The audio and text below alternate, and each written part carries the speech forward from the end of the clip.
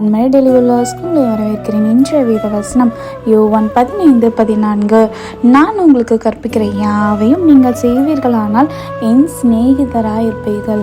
ஆமாங்க, நீங்கள் யார் யாருக்கோ ஃப்ரெண்டாக இருக்கணும், நான் இவங்க கூட ஒரு ஃப்ரெண்டாக இருக்கணும் அப்படின்னு நினைக்கிறேன்.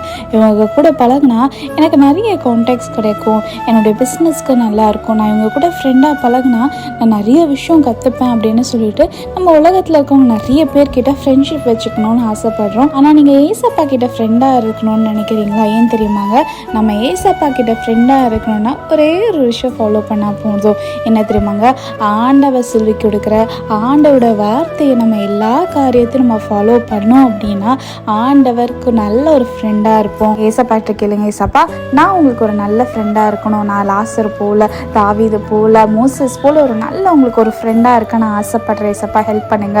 நீங்கள் ஆசிரியப்படுவ தேவன் உங்களை ஆசைப்படுறாங்க.